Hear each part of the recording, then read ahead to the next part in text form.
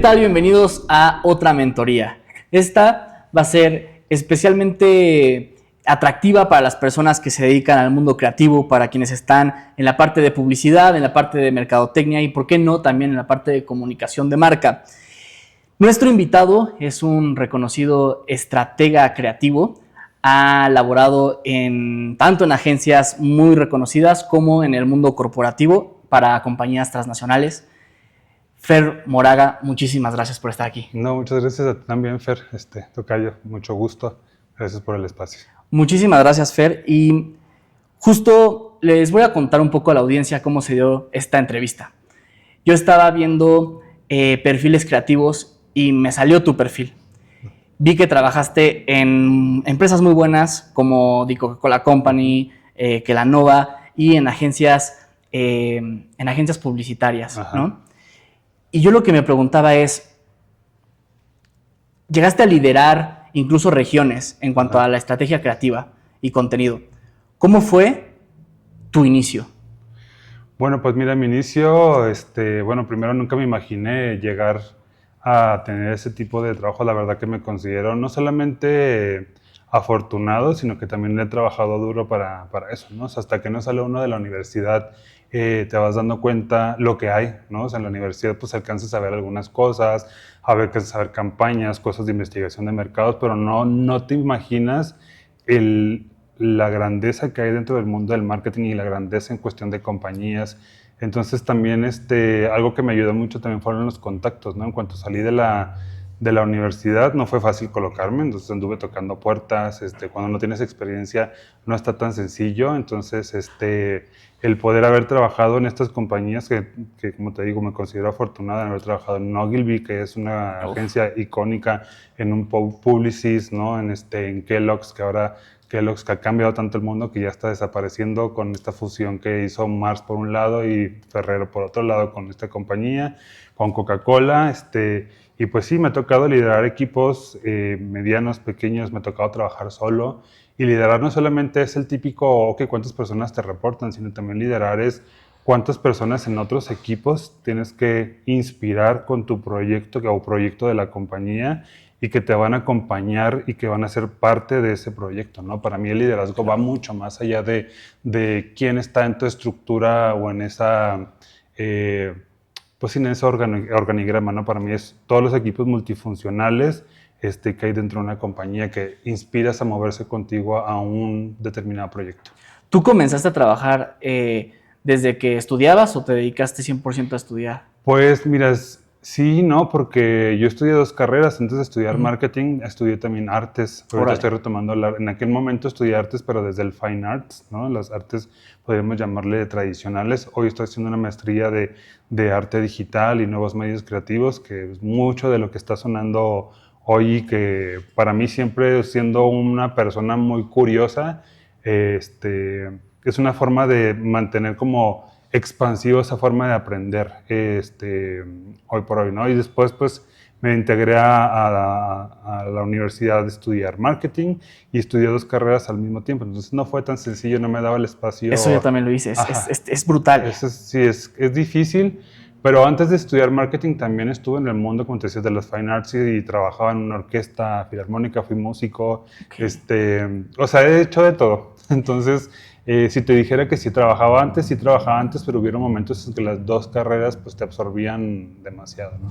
Y, por ejemplo, tú estuviste en mercadotecnia, pero también en mercadotecnia hay muchos campos de especialización. Claro. ¿No? ¿Por qué decidir ir al mundo creativo desde la agencia? Pues no solamente he estado en esa, he estado, por ejemplo, en investigación de mercados. Ahí inicié en investigación de mercados y te puedo decir que ahí me di cuenta que había una curiosidad en mí de hacer más allá de encontrar información, ¿no? O sea, encontrar información es muy rico y nutre mucho el cerebro, pero creo que me faltaba en ese momento que yo empecé a trabajar hace muchos años en una agencia que ya ni siquiera se llama así, la verdad no me acuerdo cómo se llama ahorita en este momento, pero una agencia muy pequeña, pero con clientes muy grandes, con clientes globales, con Procter & Gamble en Europa del Este, en Sudamérica, en Centroamérica, y eso me empezó a dar mucho la perspectiva de de que habían otros ámbitos dentro del marketing más allá de la comunicación, ¿no? En aquel entonces estuve haciendo retail marketing, he estado en investigación de mercado, he estado sí en comunicación, he estado liderando marcas. O sea, hay muchas áreas tan diversas que creo que he pisado varias. Ahorita si quieres que vayamos a platicando de eso. Y terminé siempre conectado mucho con la creatividad, ¿no? Trabajando como estratega en las agencias creativas, pero siempre había alguien que lo transformaba en un arte, que lo transformaba en una solución creativa. Y terminé mi última posición de liderazgo regional en Coca-Cola como director creativo de estrategia, pues trabajando en mi día a día con creativos internamente, externamente, creativos especializados en el área tecnológica, creativos especializados en generar ideas de activación, de PR, de influencers, o sea, es muy amplio. 360. 360 o transmedia o crossmedia, como le queramos llamar, o sea, es súper amplio, pero compañías como esta me han dado la oportunidad de tocar todo este abanico tan profundo o tan amplio que hay en el mundo del marketing. Fer, mencionabas tu última experiencia laboral, parte de tus últimas experiencias laborales, que fue ser director de estrategia de una compañía tan grande como Coca-Cola, pero también con la responsabilidad que eso lleva, porque las marcas son visibles a más no poder. Claro. Fer, ¿cómo es el día a día siendo un director de estrategia? Porque en el mundo corporativo tienes que ceñirte a ciertas políticas y lineamientos, pero también tienes la parte creativa. Entonces, ¿cómo es el día a día de un director creativo? Pues mira, en un mundo corporativo sí es mucho más claro como el día a día y tu paso a paso, porque tienes todo un planeamiento anual, un planeamiento mensual, sabes que se tienen que entregar tantas campañas en todo un periodo de año y medio, incluso visualizas las de los próximos 3 años, entonces como que tu día a día ya sabes que tienes tus one-on-ones con las personas que son muy importantes, ¿no? Con estas personas que ahora sí lo voy a mencionar, que te reportan directamente y que es bueno saber cómo están personalmente, cómo están sus cargas de trabajo, cómo puedes apoyarles desde una postura de liderazgo, de mentorship, ¿no? De, oye, ¿sabes qué? No sé hacer esto, entonces a lo mejor, ¿de quién lo puedo aprender?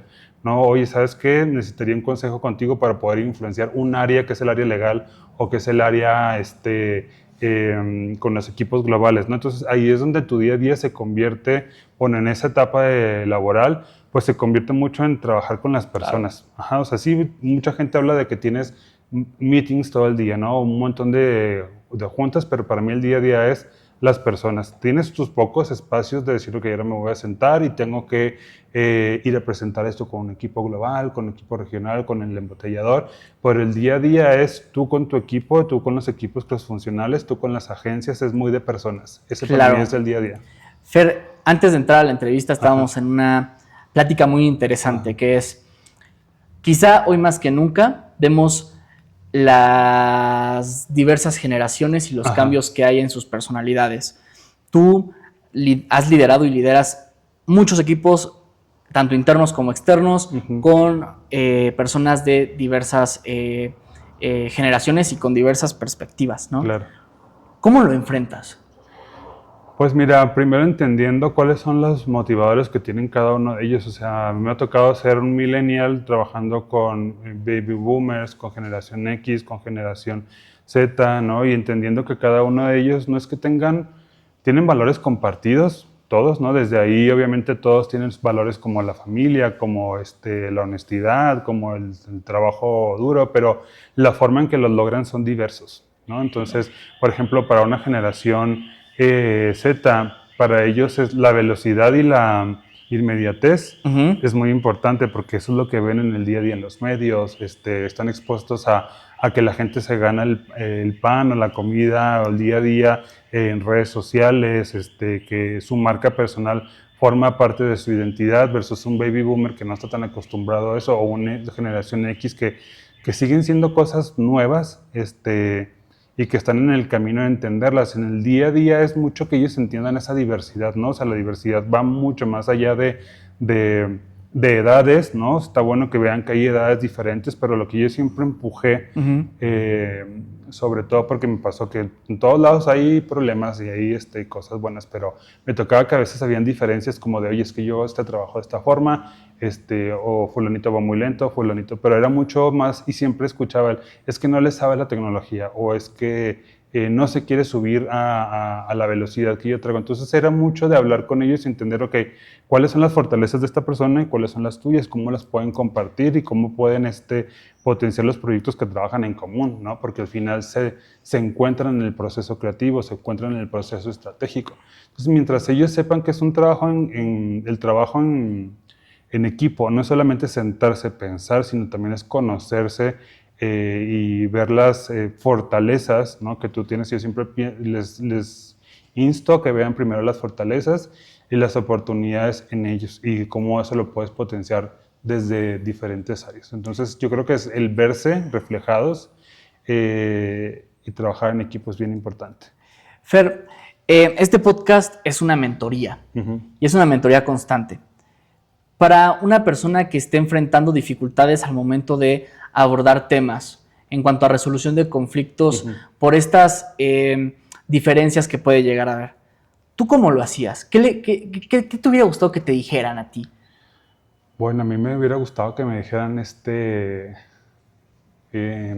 estuviera más sereno, ¿no? Porque yo me considero una persona que también va a velocidades aceleradas, ¿no? Yo creo que me acostumbré a trabajar así porque así se mueve la industria. Pero a veces cuando hablamos de equipos creativos, hay una diversidad también muy grande ahí dentro. Hay el que hace los artes, hay el que piensa ideas de qué hacer con una campaña, hay el copywriter que piensa mucho en las palabras, hay el tecnólogo, hay el digital. Entonces, entender a esa diversidad de personas que están trabajando ahí, o sea, a mí me hubiera gustado que me dijeran, ¿qué tengo que hacer para entender a esas personas? ¿Qué les motiva a estar en una misma reunión? Porque puede pasar que estemos, así como ahorita estamos reunidos todos aquí, pues cada quien tiene una motivación distinta del estar aquí, ¿no? Entonces, el que alguien me dijera, oye, no solamente escucha lo que está sucediendo ahí, sino observa y trata de ver por qué la gente se comporta de alguna manera y eso tómalo a favor de lo que quieren lograr, me hubiera encantado. Que con el tiempo lo fui entendiendo, ¿no? Y me topé grandes mentores, en el camino y que todavía siguen siendo personas muy importantes para mí. Entonces, esa es otra cosa que me pasó, no es que me hubiera gustado, que conocí personas que me dijeron, son bien importantes las relaciones, pero las relaciones auténticas, ¿no? Porque pasa mucho, sobre todo en el mundo del marketing, que las relaciones a veces son muy forzadas, no es que todos tenemos que ser amigos de todos, todos tenemos que llevarnos con todos, porque el día de mañana no sabes dónde vas a estar, pero yo creo que las relaciones auténticas, y con esto me refiero a que tú tengas como un referente a alguien dentro de una compañía y le puedas decir, ¿sabes qué? Me encanta esto que haces, no importa que no sea tu jefe, me gustaría aprender de ti. Claro. En un proyecto, en una plática, en un one-on-one una vez al mes, ese tipo de cosas transforman la vida de las personas. Entonces, eso lo vas aprendiendo conforme vas creciendo, conforme vas viendo diferentes personalidades y como te decía, te toca a veces forzarte en un ambiente que te pide mucho la interacción, pero creo que también hay que guardar la energía que uno tiene para esas personas que sabes que tú les puedes aportar, porque también es a dos vías, ¿no? O sea, el mentor no solamente llega y te dice qué hacer, sino tú también le enseñas a ese mentor, ¿no? Ese mentor se va a enfrentar a escuchar realidades y situaciones que posiblemente no esperaba escuchar y que tiene que pensar posiblemente en un consejo, en una frase, en una palabra, en un ejemplo de un trabajo, no sé, muchas cosas. ¿Cuál es la lección que más te ha marcado que te dio un mentor? Porque al final una mentoría es un regalo. Ajá. Y ese regalo te puede servir de por vida. Es que han habido muchas, o sea, he tenido la suerte de trabajar, y fíjate, es raro, pero que si todas han sido mujeres las que, si no es que todas, con las que he tenido la suerte de trabajar, pero por ejemplo cuando empecé a tener mis primeras presentaciones con equipos globales, me acuerdo que yo trabajaba en Ogilvy hace más de 10 años. Y me tocaba ir a presentar un pitch a Atlanta, las oficinas headquarters en Atlanta, y yo iba a presentar la estrategia. Entonces era pues, para ganarse el proyecto, ¿no? Y pues yo estaba nerviosa, ¿no? O sea, no era la primera vez que presentaba, muchas veces, pero no es lo mismo presentar con la gente que en aquel entonces yo sin imaginarme que algún día iba a trabajar ahí, pues son los que lideran la construcción de la marca. Entonces, antes de llegar ahí, una de las personas que iba conmigo, que es una brasileña que aprecio mucho, se llama Leticia Arslenian, ella me decía, estás nervioso, pero no te preocupes, mira, si estás nervioso por el acento, aquí todos van a tener acentos, porque yo tenía que presentar en inglés.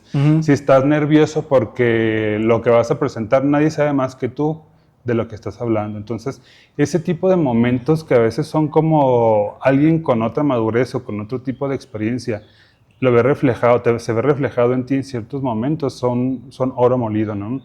¿Qué otras cosas te puedo contar? O sea, no sé, me tocó trabajar con alguien que para mí ha sido muy importante, que también en el mundo de las agencias, Fiona Watson, fue una de mis primeras jefas, que también ella no me daba consejos, ella me empujaba.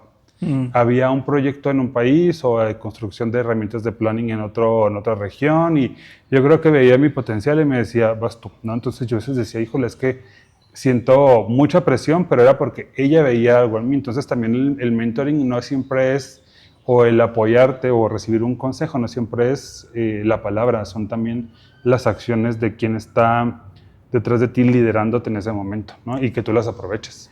Ahí, Fer, me hace todo el sentido lo que dices, porque llega un momento en el que pasas de ser junior a ser senior, de operar a planear. Tú mencionabas varias cosas importantes. La primera, tu curiosidad, ¿no? Siempre querer ir más allá. Hoy quizá nos están escuchando jóvenes que sueñan con vivir lo que tú has vivido. Estar en empresas transnacionales, en agencias de alto impacto, atrás de marcas que pueden generar cambios, porque además las marcas se impregnan en la sociedad y forman parte de la cultura. Para un joven, tú con tu visión ahora de director, ¿qué le aconsejas? ¿Qué tiene que hacer para estar en el mundo creativo? Pues lidiar mucho con la frustración, porque trabajar con entes creativos y con material creativo se da mucho a la percepción de quién está enfrente de mí escuchando una idea o de que está escuchando una solución. Trabajar mucho también en la seguridad, ¿no? O sea, todas estas habilidades que parecieran ser blandas, que para mí no son blandas, o sea, es muy importante. ¿Por qué? Porque te vas a ver enfrentado a personas muy senior o personas que a veces no hablan tu mismo lenguaje. Cuando hablo tu mismo lenguaje me refiero a que no siempre un creativo, un estratega que construye marcas se está presentándole a otro mercadólogo o a otro creativo. A veces es un financiero, claro. A veces es un embotellador, a veces es una persona que es del área comercial que te dice, ¿sabes qué? Necesito ayuda, en mi vida he hecho marketing. Entonces ahí es también el consejo es que trates de entender mucho a tu audiencia, ¿no? O sea, ¿quién está enfrente de ti? Y te doy un ejemplo, o sea, cuando estaba yo en Diageo me tocaba, cuando me quedé con la posición de liderazgo de Head of Strategy, me tocaba presentarle al director general, al general manager, pues que era un financiero y que tenía que yo decirle, oye, ¿qué está pasando? Y ahí, por ejemplo, no era creatividad, o sea, era una mezcla de un montón de cosas, o sea, es por qué el mercado se está moviendo de una forma, qué factores culturales, sociales, económicos, de performance de marca, de ventas están contribuyendo a eso. Entonces, yo no podía hablarle a él de equity de marcas porque me iba a decir, ok, sí está bien, hay que hacer eso, pero ¿por qué? Entonces tienes que construir como todo ese join the dots de la parte financiera, la parte de construcción de marca, la parte cultural, o sea, todos esos elementos que en una estratega están por todos lados, pero tú tienes la habilidad de conjuntarlos y llegar a esta palabra tan usada, a un insight, a una conclusión, pero siempre entendiendo quién está enfrente de ti, ¿no? Eso es bien importante. O sea, ya sea que estés en una agencia, que estés en un corporativo, entiende quién está enfrente de ti, ¿no? Entender a tus stakeholders. A tus stakeholders es bien importante. O sea, por ejemplo, en Coca-Cola, o sea, tus stakeholders principales son los embotelladores, ¿no? Hay mucha parte muy, muy creativa y muy linda de construir la marca dentro de lo que es Coca-Cola Company, pero eso se va a los embotelladores y los embotelladores no tienen necesariamente ese foco de, pues yo quiero construir marca, porque pues ellos no son dueños de la marca, ellos son los dueños de la distribución, son los dueños de otra cosa. Entonces, saber qué es lo que están buscando ellos y entender que necesitan ciertas herramientas ayuda mucho a que tú moldees tu narrativa, tu conversación, ¿no? Entenderlos, pues que están buscando llevarse una vez que salen de una reunión. Y la verdad es que esto es un gran tip, que además no nada más sirve para hacer estrategias, sirve para navegar en cualquier ámbito del mundo profesional. Entender cuáles son tus audiencias o las personas a las que les vas a plantear los mensajes para poder posicionarte y posicionar tus proyectos. No es lo mismo ser el delantero o el defensa o el medio, allá ser el director técnico. Ajá, sí. Y esta analogía lo digo porque no es lo mismo estar en el equipo a ser quien plantea una visión a mediano y largo plazo. ¿Qué tuviste que pasar para tener esas habilidades que te garantizan una tendencia al éxito en las estrategias? O sea, ¿en qué momento tú dijiste, sabes qué, ya estoy listo para empezar a decir, quiero estar en estrategia de marca? Pues mira, es que no sepa si de pronto llega un momento clave y te dices, ya estás listo. O sea, yo creo que siempre todos los seres humanos somos como un always in beta, siempre estamos creciendo, estamos evolucionando, y cuando hablas del mundo de marketing y de la construcción de las marcas, siempre hay cosas nuevas, lenguaje nuevo, un proyecto nuevo. Entonces, yo creo que ese nivel de complejidad a veces te hace tener ciertas habilidades más camaleónicas, ¿no? O sea, yo el consejo que daría es sigue preparándote en cuanto a qué viene de nuevo, cuánto va a durar, ¿no? Te doy un ejemplo, hace año y medio, 2 años hablaban del metaverso, o 3 años incluso más atrás, cuando ibas a esos festivales creativos y todo va a ser metaverso, salió Mark Zuckerberg y lo dijo, no funcionó, se dejó usar la palabra metaverso, ahora estamos con la inteligencia artificial en todas sus expresiones.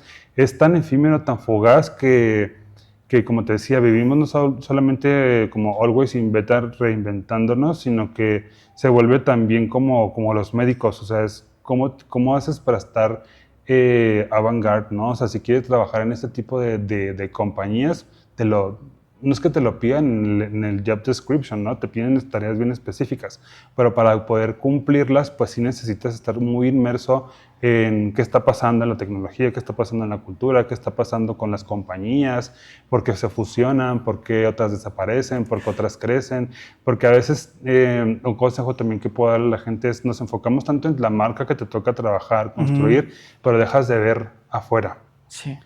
Y siendo un estratega creativo o estratega de negocio, de marca, si no estás inmerso en la cultura, si no escuchas noticias, si no escuchas podcasts, si no lees de diferentes contenidos, incluso de arte, de muchas cosas, no vas a poder darle la vuelta a las cosas, o enriquecer una conversación, enriquecer una narrativa de marca, o incluso construir una estrategia con fundamentos creíbles para las personas. Porque es bien fácil llegar y decir, mira, vamos a hacer esta estrategia digital y vamos a invertir acá, y se vuelve vacío, se vuelve hueco.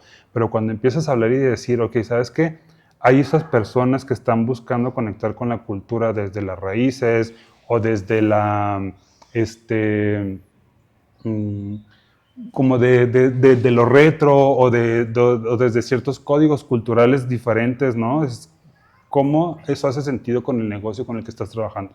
Claro. Pero para saberlo, o sea, por ejemplo, Coca-Cola cuando cambió a mí me tocaba varios cambios, ¿no? Cambió que hablaba de felicidad y luego hablaba de taste the feeling, que hacer un go back y hablar del sabor, ¿no? O sea, y después ahora habla de Real Magic en un nuevo posicionamiento que hace 3 años se lanzó.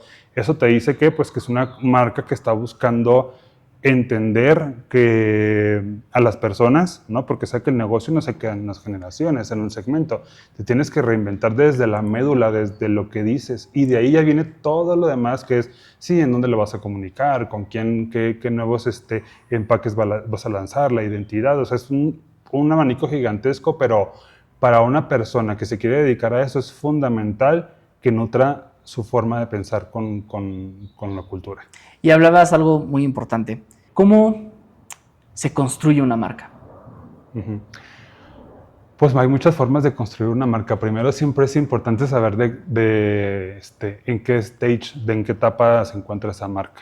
No hay una fórmula exacta. O sea, hay marcas que van a ser lanzadas, hay marcas que tienen hasta más de 100, 200 años, bueno, exageré con 200 años, 150 años, o que están en reinvención, ¿no? O sea, a mí me ha tocado trabajar con marcas que van a ser lanzadas de cero, o marcas que tienen 100, más de 100 años como Coca-Cola, o 150 como Johnny Walker, o Buchanan's, o Don Julio, que son marcas que tienen muchísima historia, pero que también tienen problemas en cuanto a cuál es su realidad hoy, ¿no? Y me gusta compararlo con los artistas. ¿Cuántos artistas han sido, han tenido la apertura de reinventar, ¿cómo se dice? Reinventarse. Reinventarse. Ay, no puedo con la palabra. Nada, bueno, eso, ¿no? O sea, de evolucionar, de volver a conectar con las personas. Entonces, construir una marca parte de entender en dónde se encuentra y hacia dónde quiere ir. Y de ahí sabes que si lo que tienes que hacer es conectar con nuevas audiencias, bueno, sal y entiende culturalmente cómo hablan, qué les gusta, cuáles son sus imaginarios, si tu arquetipo de marca hoy por hoy resuena con ellos o no, si tienes un lenguaje cultural que les importe, ¿no? Si tienes valores que resuenen con ellos, ¿no? Por ejemplo, Johnny Walker ha sido siempre una marca, es una marca que me tocó trabajar mucho, que siempre ha hablado de progreso. Pero el progreso que te tocó a ti, o que le ha tocado a ustedes que están aquí también ha sido diferente, ¿no? Y en otros países hay personas que logran el progreso con de A, B, C, D, ¿no? Paso uno tras otro, pero hay personas que el progreso lo logran diferente. Construir una marca se trata de eso, de entender cuál es su realidad, de dónde viene y hacia dónde va, ¿no? Y con eso ya puedes construir todos los elementos alrededor de eso, que es una identidad, una arquitectura de marca, un arquetipo de marca, un posicionamiento, una campaña que traiga ese posicionamiento a la vida, ¿no? Con todo el cross media que quieras traer a la vida. Entonces es complejo, pero es muy divertido porque es como darle forma a una persona. Y creo que una de las principales lecciones de lo que hemos estado hablando es nunca claudicar en prepararse. Porque siempre va a haber algo nuevo y siempre te puedes enriquecer, y al final el bagaje cultural del cual tú estés hecho va a ser también el resultado que seas capaz de impregnar en tu trabajo. Los tiempos han cambiado y también han cambiado las tendencias de comunicar una marca. ¿Qué se debe de tener en cuenta al momento de plantear una estrategia de comunicación de marca? Y también, ¿cuál es la parte ética que deben de tener las personas que están comandando estos esfuerzos? Porque, y como lo hemos platicado, se impregna en la cultura, se envían mensajes y también se determinan ciertos patrones de consumo, cierta manera de comprender la actualidad. Pues es un tema polémico porque cuando hablas de construir una marca, hablábamos de que las marcas pues no solamente tienen personalidad, también tienen valores, ¿no? Y muchas de las marcas siempre buscan construir a partir, no sé, te voy a dar un ejemplo, siempre es muy polémico el tema de la contaminación y muchas marcas buscan hacer eso, ¿no? O buscan contribuir también a la alimentación de poblaciones vulnerables como Tom's, ¿no? O como Coca-Cola, o como Kellogg's, ¿no? O sea, siempre buscan hacer algo, pero siempre está el otro lado riesgoso, porque pues todo lo que tenemos a nuestro alrededor, muchas cosas contaminan, pero si no eres una marca que contaminan o afectan, que busquen regresar algo, ¿no? al medio ambiente, a las personas, pues también ahí un poco empieza a quebrarse la relación con los consumidores, ¿no? Entonces creo que es bien importante. Sí, de cómo comunican sus mensajes clave de forma ética. Mira, de manera ética, pues siempre hay parámetros, ¿no? O sea, todas las marcas tienen temas legales en que tú puedes comunicar hasta cierto nivel, y te doy varios ejemplos, ¿no? Hoy que tenemos estos temas que tienen que ver con la alimentación, con la obesidad, un Kellogg's, por ejemplo, ha transformado mucho la forma en la que comunica, ¿no? Ha reformulado sus productos. Entonces, el no tener una comunicación misleading o una comunicación que de pronto sea engañosa es algo que todas las marcas sí o sí lo deben de tener. No digo que suceda en la mayoría, pero siempre están preocupadas. Incluso hay departamentos legales 100% encargados de que no seas, como te decía, engañoso, que los ingredientes que estés hablando estén presentes, que la comunicación sea para los targets objetivos, sobre todo cuando trabajas con categorías como alcohol, como Me ha tocado trabajar con cigarros que no se puede comunicar mucho, pero sí hay cosas que se pueden activar, Ujú. con cereales, entonces sí, sí las marcas están muy preocupadas por eso y viven en un ambiente que cada vez es más restrictivo. Claro. Que muchas compañías le llaman dark market. Cada vez hay más restricciones porque sabes que a nivel legislativo no puedes hablar de ciertas cosas, porque sabes que al nivel poblacional estás afectando en ciertas cosas y eso te cambia la forma de hacer marketing, ¿no? Tienes que adaptarte. Ahorita hablábamos de tecnología, pero también formas de comunicar van evolucionando año con año y tiene mucho que ver con la categoría con la que trabajas. Y algo que ha evolucionado y que se está impregnando en el trabajo es la inteligencia artificial. Tú te estás especializando en el futuro, que es la inteligencia artificial. Que bueno, no es tan futuro, ya está. Ya está. Ajá. ¿Tú cómo vislumbras el papel de la inteligencia artificial en la planeación de una marca?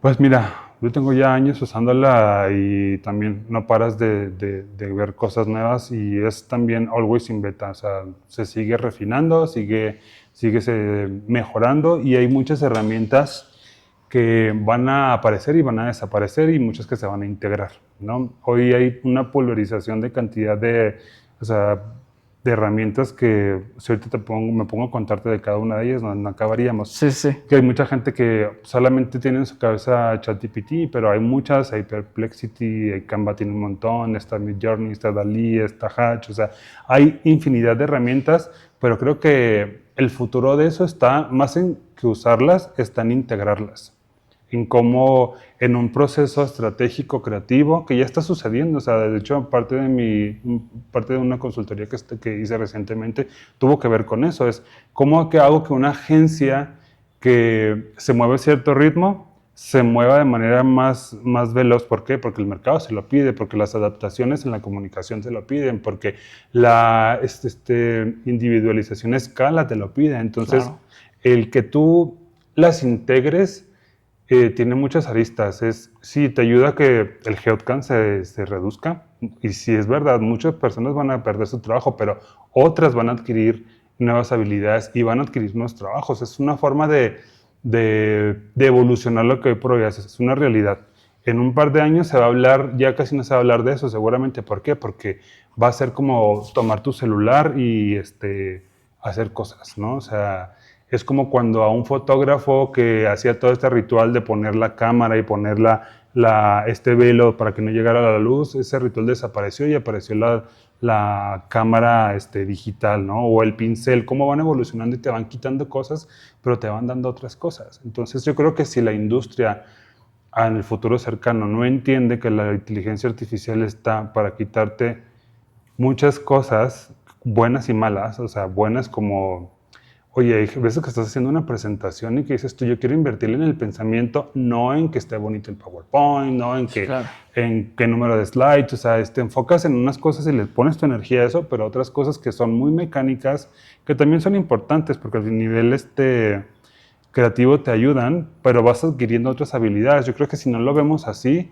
estamos destinados a quedarnos out, ¿no? Incluso en la producción de la comunicación y del contenido. O sea, ha sido súper polémico en redes sociales, sobre todo en LinkedIn, donde casas productoras enteras, agencias, te dicen es que hay una parte no ética, no legal, en cómo vamos a reemplazar a un director creativo. El director creativo no va a dejar de existir, es más bien va a utilizar herramientas que le ayuden a hacer su edición más rápida, a que el realismo sea otro, ¿no? O sea, como que hay que, yo creo que romper con la inercia de cerrarnos, y eso pasa siempre. Siempre que llega una tecnología o algo nuevo, hay tendencia y contratendencia. Y ahí entra la parte ética y la parte no ética. Yo creo que se va a seguir regulando, nos queda más que abrazarla y nos queda más que integrarla. Y por ejemplo, ahí tú te has especializado en mercadotecnia y has estado en todas las etapas, en producto, precio, plaza y promoción. Uh-huh. En la parte de promoción, a mí me llama muchísimo la atención notar lo que la inteligencia artificial es capaz de producir en materia de videos. O sea, Uh-huh. personas que se ven reales. Incluso hay un video de un changuito que prueba comida, ¿no? Entonces está buenísimo. Pero yo digo, ¿dónde se van a quedar los empleos de las casas productoras, de los realizadores, de los actores. ¿Tú crees que en algún punto se va a utilizar más la producción con inteligencia artificial que con un recurso humano? No, yo creo que no. O sea, al final la inteligencia artificial es una red neuronal. Es una red neuronal que tienes que alimentar, la tiene que alimentar un humano. Y no es que la alimentas un mes o dos y ya acabaste, ¿no? Siempre siguen saliendo cosas nuevas, las marcas siguen teniendo necesidades distintas. Yo creo que estas casas productoras o estas agencias creativas, lo que tienen que hacer es saber en dónde entra al final. El humano siempre está detrás de eso. El humano es el que le inyecta el algoritmo, le inyecta la instrucción, enriquece el conocimiento de la inteligencia artificial y una vez que entiendes eso, sabes que tu poder está ahí. Entonces, mientras no entiendas ese poder, y como te decía ahorita, el futuro está en integrar las diferentes... Hay herramientas de inteligencia artificial que son 100% visuales, hay otras que son más de utilización de data, hay otras más que son de automatización, ¿no? Entonces, se vuelve así más complejo, pareciera ser que es muy sencillo y que te lo hace todo, pero no. Hay otro nivel, hay capas, ¿no? Que hay que ir entendiendo si te vas subiendo a eso. Y yo creo que las casas productoras, las agencias y los grandes corporativos están en el camino de... Porque la realidad es que no todos tienen la misma apertura, ¿no? Está en boca de todos, claro, porque mi celular, tu celular, las cámaras, todo tiene inteligencia artificial, pero una cosa es decirlo y otra cosa es entenderlo, cómo funciona, cómo ser parte de... Fer, me gustaría que te pusieras en modo mentor. Tú has estado en esta trayectoria muy exitosa desde la parte creativa y quizá llega un momento en el que los creativos pueden sentir esos vacíos de pensamiento fresco, ¿no? ¿Tú cómo lidias el hecho de trabajar con marcas muy retadoras, tener que proponer cosas innovadoras, pero llega un punto en el que dices, híjole, ahora, ¿de dónde voy a sacar el conejo de la chistera, ¿no? ¿Cómo lidias con esa frustración que puede llegar a sentir un creativo cuando no están saliendo las ideas? Bueno, esta frustración es muy normal porque te decía hace rato que la industria te pide una cantidad de memes gigantesca, ¿no? El típico meme que el cliente te pide las cosas de un día para otro, Sí. ¿no? O cuando tú eres el cliente también de pronto quieres redefinir todo lo que viene de una marca, pero yo creo que lo más importante está en entender que las cosas van a ser diferentes y siguen siendo diferentes día con día, ¿no? Y de pronto si llega este burnout creativo, hay muchas formas de volverlo a tener en tus manos. Y una cosa es, y suena muy tonto, pero es descansar, ¿no? Creo que también poner límites es bien importante. A veces es bien fácil llegar con un creativo y decirle, necesito esta idea para mañana. Y no es así, o sea, hay que pensar en los biorritmos de las personas, que las personas necesitan distraerse, incluso hasta una caminata no te puede dar inspiración para volver a crear esos horarios que a veces que yo pensé que habíamos roto con eso con la pandemia, pero no, ahora que me tocó hacer un trabajo específico con ciertas agencias, los creativos siguen siendo esas personas que van a estar ahí hasta la 1, 2, 3 de la mañana y a la hora que estén, y creo que eso tiene que romperse, ¿no? Sobre todo ahora que hablábamos de tecnología, y la tecnología también rompe con esa inercia, o sea, de pronto se me secó la cantidad de ideas o el flujo de cantidad de ideas. También puedes pelotear o hacer un brainstorming con la inteligencia artificial y le dejas cierta carga a la inteligencia artificial, la nutres con cosas, no todo recae en ti. Si no tienes con quién platicarlo, con la inteligencia artificial funciona perfecto, ¿no? Es decir, oye, ¿sabes qué es lo que estoy queriendo crear? Le das un prompt, estos son los elementos de marca, me gustaría crear, y es darte un descanso para poder retomar eso y potenciarlo, o sea, no es dejarle todo a la máquina. Claro. Es parte de la tecnología, es utilizarlo para eso, ¿no? Y Fer, estamos llegando al final de esta entrevista. Recorrimos tu trayectoria desde que ibas iniciando hasta ahora que tienes una visión mucho más amplia desde la parte estratégica y de liderazgo de equipos. ¿Qué cambió del Fer que inició al Fer que está ahora? Pues mira, para mí yo creo que lo que ha cambiado más es el saber cómo relacionarme con las personas. ¿Por qué? Porque me parece que cada vez vivimos más absortos en el ritmo que traemos, que a veces se nos olvida conectar en espacios de trabajo, ¿no? entender que cuando tú estás trabajando para alguien más, pues es eso, estás trabajando para alguien más, ¿no? Yo creo que también respetar los espacios de las personas en cuanto a su espacio privado, su fin de semana.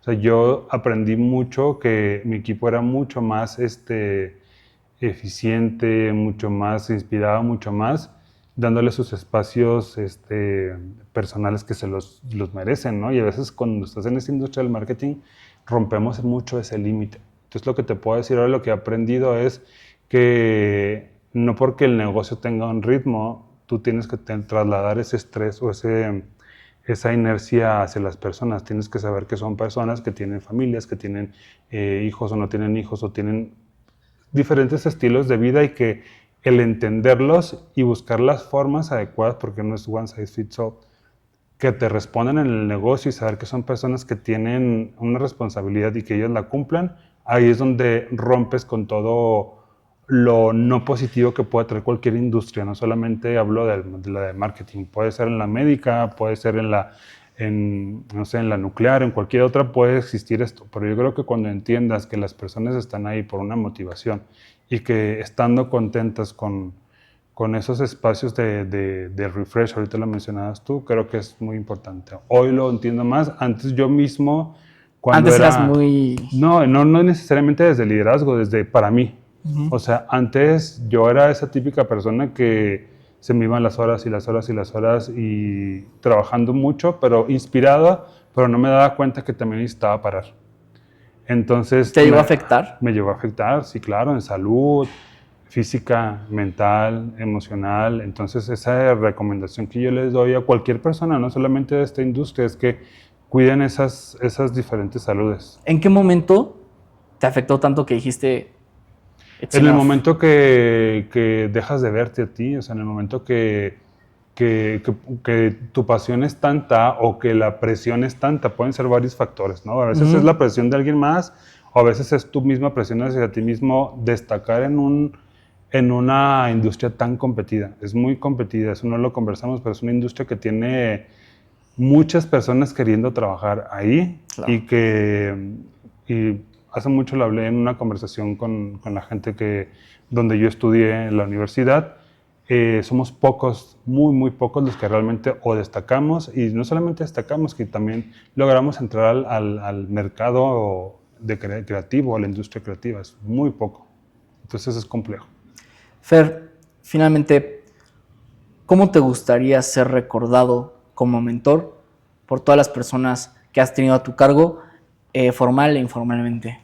Fíjate que usualmente no me pongo a pensar en eso, pero la vida me ha dado sorpresas, de cuando alguien de pronto me lo encuentro en la calle o de pronto hasta en redes sociales te llegan a escribir, oye, ¿sabes qué me marcó una plática que tuve contigo? Y para mí es una plática bien sencilla de pronto voltear con alguien y decirle, oye, esto que te escuché decir, podrías hacerlo así, o ¿sabes qué? A mí me funcionó esto.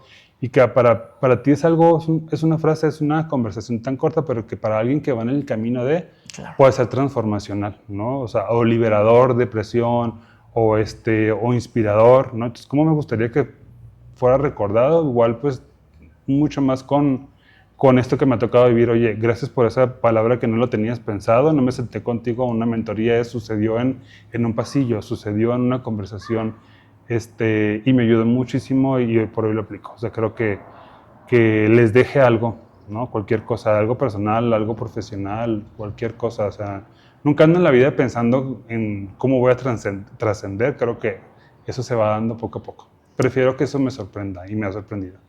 Me da mucho gusto y también me da mucho gusto tenerte aquí, que hayas sido de la primera generación de mentores de este proyecto. Te estoy muy agradecido y espero verte muy pronto. Oh, muchas gracias a ti. Gracias. Esto fue Modo Mentor con Fer Moraga, mi tocayo. Yo soy Fer Oropesa. Nos vemos pronto.